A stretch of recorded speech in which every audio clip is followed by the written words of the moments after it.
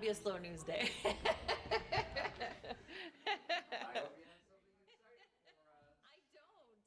I don't have anything exciting.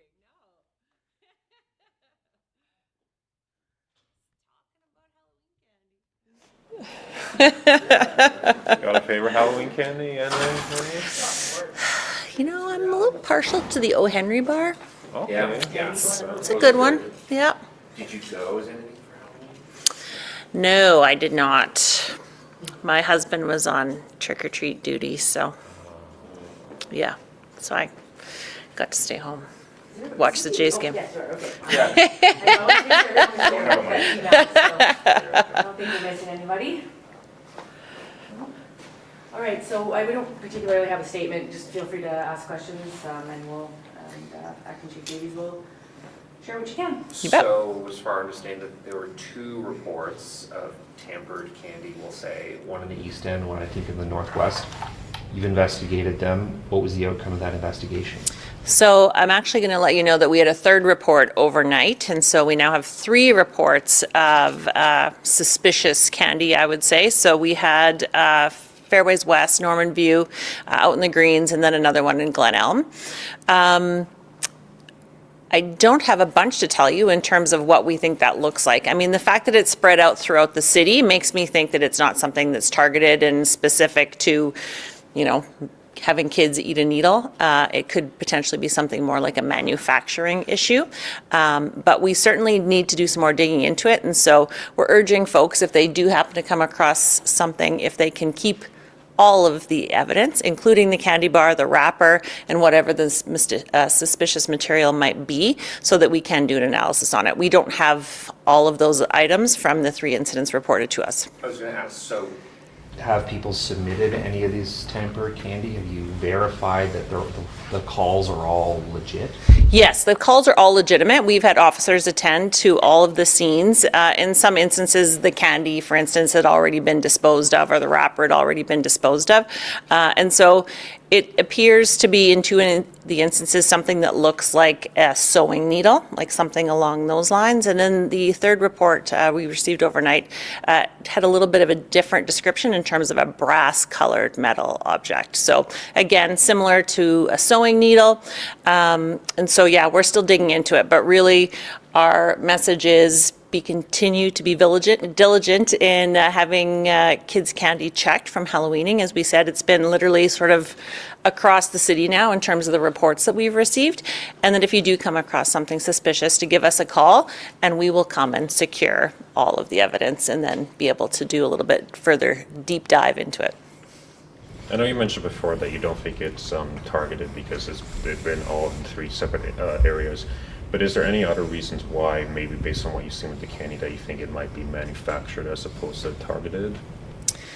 I think if you go back in media over the last number of years across the country, we see incidents of reports similar to this. And I know even just looking across the country, there was a similar report out in Surrey, BC, of something that looked like a needle or something along those lines. And so, you know, I don't want to jump to any conclusions, but certainly at this point, it appears that it's not something that is targeted, but certainly we're exploring all options. And so, again, securing any additional evidence will be important for us to be able to figure that out.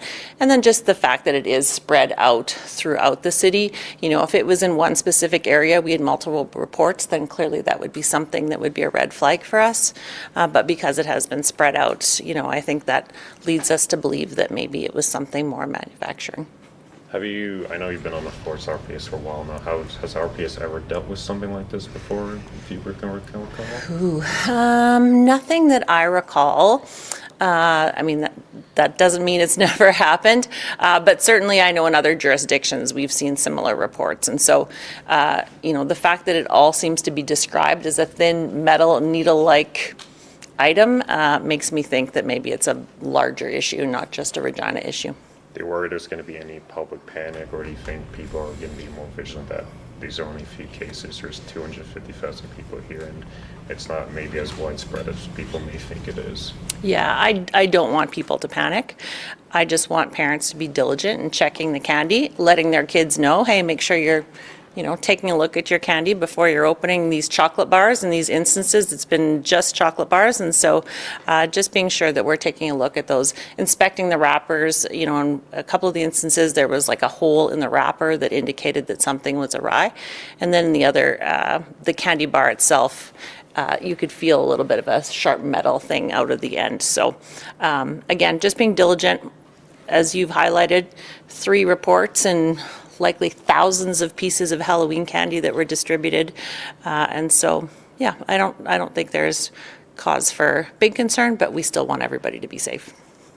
Do you know if there's been any similar reports in any other cities in the province this year, things like this? Not that I'm aware of. We haven't been in touch with anyone else who's had similar reportings. Like I said, just a quick search, there was something similar in Surrey, BC, but nothing else provincially that I'm aware of. Once you send officers and you verified the veracity of the reports, what's the next step in terms of finding who might be handing out these candies? It's a good question. I think when we are able to sort of look at all the items together, so if we have sort of the full package, so to speak, in terms of being able to look at similarities amongst them.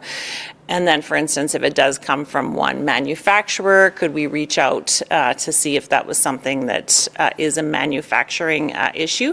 But certainly being able to determine if the metal item is similar across all of the reports, that'll be something that we'll look for, certainly, and then just go from there. If someone did it intentionally, I guess what charges could potentially be laid, if you found that, was intentionally put in by someone? Yeah, I mean, I'm thinking at this point we have no reports of any injuries. Certainly something like a mischief, we could explore in that regard. Obviously, if somebody is hurt, then, it escalates to a more serious charge. But at this point, I think if it was something that was a charge, we'd be looking at something like a mischief. Just between the reports, obviously not all of them were available for submission, as you mentioned, but was there any indication that they were the same brand? Well, I can tell you that so far we have 2 reports in a coffee crisp and 1 report of an Aero bar. So we've narrowed it down to 2 at this point, but certainly we want people to be diligent in looking at all candy bars for sure. You guys good? Awesome. Thanks, everybody. Appreciate getting that message out. Can I just get a photo of you? Yeah, for sure.